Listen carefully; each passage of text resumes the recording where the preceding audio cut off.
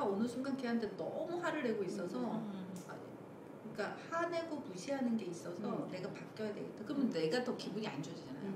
그럼 이렇게 하면 얘도 힘들지만 나도 그래서 나는 이제 어떻게 하면 수업을 즐겁게 할까? 내가 즐거워야 애들이 즐겁다. 이거를 선생님한테 계속 얘기하거든요. 내가 즐겁지 않으면 애들 즐겁지 않다.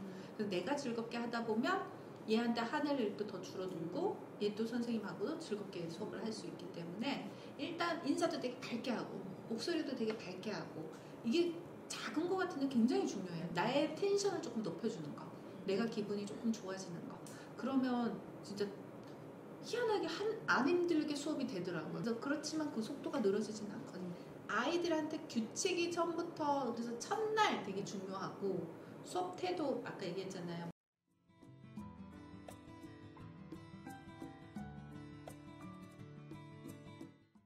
블로그 글을 쓰고 한번 봐주셨으면 좋겠다 했었는데 그 제목이 이제 더 이상 중등부 수업하지 않습니다. 가 제목이었었어요. 그래서 저는 아이들이 좀 즐겁게 수학 공부하는 그 모습을 보는 게 행복하고 좋았는데 그렇지 않은 걸 보니 너무 힘든 거예요. 그래서 이제 더 이상 이제 좀 아이들이 정리를 해야겠다라고 생각하고 실제로도 정리를 지금 좀 했고 이제 이렇게 하고 있는데 이제 지난달에 올라가는 길에 원장님들이랑 대화를 해보니 그래도 지금 현재 6학년 아이들이 많이 있으니까 그 아이들은 데리고 올라가시는 게 어떻느냐라고 이제 말씀해 주셔가지고 현재는 이제 그 6학년 아이들만 데리고 가려고 하고 신규는 받지 않겠다라는 그런 생각을 가지고 한 명이 소중한데 왜 안 받습니까? 원장님의 목소리를 들어보니 원장님은 중등이 맞습니다. 초등보다 오히려 중등이 어울릴 것 같은 목소리 톤을 갖고 있고 그리고 원장님의 그 스펙도 중등을 가르치면 좋은데 문제는 우리 학원은 입소문이 없고 우리는 지금 아무도 모르기 때문에 잘하는 애가 안 옵니다. 원장님 학원의 문제가 아니고 다 그래요. 입소문이 안 나고 작은 학원 거기 누가 공부 잘하는 애가 갑니까? 못하는 애가 오고 갈 데 없는 애가 옵니다. 이 아이들을 키우는 게 이제 원장님의 역할이에요. 더구나 중1은 공부를 안 하잖아요. 공부 안 하고 태도 안 좋고 얘네들 내가 키워서 중2의 성적을 내려니 머리가 아프잖아요. 근데 그거를 해내셔야 탄탄해지는 거고 이게 한 3년만 이렇게 해놓으면 분명히 잘하는 애들이 생길 거거든요. 그리고 지금 6학년들이 지금 올라가잖아요. 그 애들은 또 가르치셔야 되고 그러면은 나는 중등부를 안 할 이유가 없다. 그리고 초등을 하더라도 초등 중심이지만 중등이 있어야 초등 고학년이 있는데 수학은 초등 고학년이 타겟이거든요. 초등 저학년보다는 그러면 중등부가 있어야 돼요. 그래서 힘들더라도 이 중등부를 끌고 가라. 그리고 이 아이들 중에 공부를 늦게 시작했지만 똘똘한 애들이 있어요. 그 애들을 정성을 원장님이 정말 내 아들을 가르치듯이 지극정성으로 성적을 한번 만들어 보세요. 그렇게 해서 그 아이를 이제 성장기를 쓰는 거죠. 처음에 왔을 때 정말 뭐도 못했는데 정말 처음에 쓴 책들 있잖아요. 문제 푼 거, 테스트한 거 이런 거 남겨놓으셨다가 1년 후 그리고 중2가 됐을 때 얼마만큼 성적이 나오는지를 성장기만 쓰면 분명히 중등도 잘 될 거고요. 한 번 설명했는데 문의가 많았다. 그럼 2번 설명하면 더 많아지겠죠. 그래서 그거를 원장님이 힘든 아이가 오는 건 당연하다. 지금은. 하지만 내가 2년 후, 3년 후를 생각해서 얘네들을 잘 키우겠다. 이 마음으로 하시면 좋을 것 같아요. 그럼 중등 어울립니다. 네. 중등 어울립니다. 네. 우리 팀장님 질문 없죠? 아니. 있어요. 항상 그 원장님께서는 친절한 수업이 그렇다 이렇게 말씀을 하시는데 저는 사실 그렇게 친절한 교육 스타일은 아닌 것 같아요. 어느 정도로 이제 원장 선생님을 무섭게 생각하느냐 그러면 원장 선생님이 휴가 갔다면 애들 다 귀하고 이런 거. 그리고 제가 자주 가셔야 되겠네. 자동 킥보드를 타고 앞으로 꼬꾸러져서 넘어져가지고 한 30분 만에 팔이 이만큼 부었어요. 그래서 얘들아 미안해 오늘 수업 안 될 것 같으니까 애들 나가면서 야 그래서 이게 지금 맞는 건가. 그래서 항상 친절하게 해야지 마음속에 있으면서도 이게 내가 엄하게 이때 하지 않으면 얘가 공부를 안 할 것 같은 얘가 잡히지 않을 것 같은 그런 느낌적으로 이렇게 제가 사로잡혀 있는 것 같기도 하고 근데 사실 엄하게 막 분위기가 좋진 않잖아요. 친절하다고 그래서 규칙이 없는 게 아니에요. 저희는 굉장히 규칙을 중시 여기는 학원입니다. 그래서 아이들이 처음에 공원에서 갈 때까지 모든 규칙을 잘 하게 되고요. 그리고 선생님들도 화를 낸다고 그 반이 더 집중하지는 않는 것 같아요. 오히려 화를 안 내는데 그 반이 굉장히 잘 돌아가는 반이 있어요. 그래서 저는 일단 규칙을 지키게 하는 거 굉장히 중요하고 두 번째 저는 친절하지만 저를 무서워하는 학생도 많아요. 그래서 뭐 원장님 너무 좋지 않니 그랬더니 어머님 그러시더라고요. 엄마가 원장님을 몰라서 그래. 원장실 불려오면 저는 근데 이제 교실에서는 안 무섭게 하는데 교실은 가면 항상 칭찬해요. 벌써 이거에 와 잘했네. 이렇게 좀 더 잘한다. 야 글씨 너무 잘 썼다. 그래서 제가 다니면 애들이 잘하려고 애쓰죠. 근데 칭찬받으려고 되게 애쓰는 것도 있어요. 그런데 원장실에 간다. 그건 달라요. 그리고 학원에 학생이 많을수록 사실은 굉장히 규칙이 필요해요. 근데 그 좁은 데서 300과목 하려면 군기 안 잡으면 안 돌아갑니다.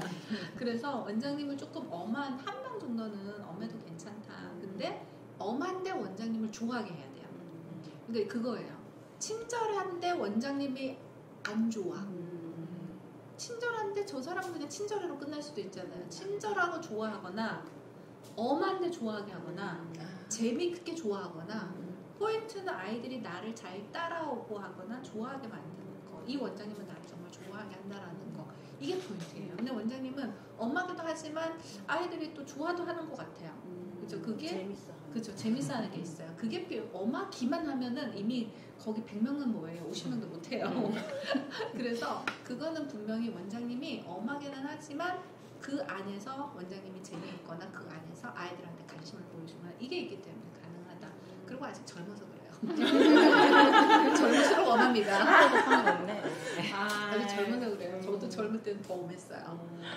그리고 지금은 이제 근데 저는 친절하지만 단호하다. 이거는 분명히 필요하고 저희는 아이들이 선생님들 굉장히 친절한데 굉장히 규칙을 잘 지켜요. 그래서 저는 그거는 우리 학원만의 선생님들이 그렇게 얘기해요. 여기는 되게 애들이 착하다. 그리고 선생님 화 별로 안 내도 아이들이 다 그냥 착착착착착 이렇게 그게 습관이고 그게 학원의 분위기예요. 만약 여기가 산만한 분위기였다. 그럼 신규생이 오면 같이 산만해져요. 근데 여기 애들이 그냥 알아서 착착착착 자기 할 일을 하고 선생님도 친절한데 신규생이 오면 그러면 걔가 그 그룹에 물이 들어요. 제가 있으면 공기가 딱 잡혀있어요. 애들이 공기가 잡혀가지고 이렇게 하는데 제가 이제 휴가 가면 이제 애들 너무 좋아하는 거예요. 이렇게 맞는 건가. 특히 아파서 막 그때 소리 지르고 나갔을 때는 저 현타 왔어요. 상처받았어. 저 원장님 아프네! 막 이러면서 애들 막 박수 치고 이러는데 쉬어 원장님 어때? 이게 맞는 건가 이런 생각 들더라고요. 그렇게 하면서 운영은 하지만 항상 또 이번에 금쪽이 미션 할 때도 좀 바뀌어야 되는구나 제가 스스로가. 그래서 제가 진짜 금쪽이 미션 한 게 내가 어느 순간 걔한테 너무 화를 내고 있어서 그러니까 화내고 무시하는 게 있어서 내가 바뀌어야 되겠다. 그러면 내가 더 기분이 안 좋아지잖아요. 그럼 이렇게 하면 얘도 힘들지만 나도 그래서 나는 이제 어떻게 하면 수업을 즐겁게 할까? 내가 즐거워야 애들이 즐겁다. 이거를 선생님한테 계속 얘기하거든요. 내가 즐겁지 않으면 애들 즐겁지 않다. 그래서 내가 즐겁게 하다 보면 얘한테 화낼 일도 더 줄어들고 얘도 선생님하고도 즐겁게 수업을 할 수 있기 때문에 일단 인사도 되게 밝게 하고 목소리도 되게 밝게 하고 이게 작은 거 같은데 굉장히 중요해요. 나의 텐션을 조금 높여주는 거, 내가 기분이 조금 좋아지는 거. 그러면 진짜 희한하게 안 힘들게 수업이 되더라고요. 그전에는 막 빨빨하기 위해서 굉장히 예민하게 이제 그랬다 그러면 그렇게 하면 아이들도 오히려 예민해지고 내가 즐겁지 않다. 내가 즐거워야 되겠다. 그래서 그렇지만 그 속도가 늘어지진 않거든요. 아이들한테 규칙이 처음부터 그래서 첫날 되게 중요하고 수업 태도 아까 얘기했잖아요. 모를 때 그냥 갖고 오지 마라. 저희도 틀린 거 모르는 거 자리에서 질문 못합니다. 질문은 언제나 앞자리에 와서 선생님 앞에서 한꺼번에 애들은 한 문제 모르면 질문하고 한 문제 모르면 질문하잖아요. 그러면 한꺼번에 선생님이 다 가르쳐 줄게 끝나고 갖고 와. 이걸 훈련을 시키고요. 그리고 틀린 거 쓰고도 다음 거랑 같이 오는 거. 이런 규칙들이 다 있어요. 진도표를 꽂아놓고 내가 다음 거 하게 있는 거. 진도표가 있으면 다른 사람 선생님이 보고 있으면 너는 뭐 하고 있어야 될까? 이제 이런 거를 간단할 때 퀴즈예요. 자, 다음 중 진도표를 꽂아놓고 해야 될 행동이야. 선생님을 쳐다보면서 기다린다. 선생님을 사발의 눈빛으로 쳐다보고 있다. 멍 때리고 있다. 그러면 이제 다음 진도를 하고 있다. 그럼 그런 걸 퀴즈를 주는 거예요. 네. 그 다음에 이제 순서는 어떻게 될까요?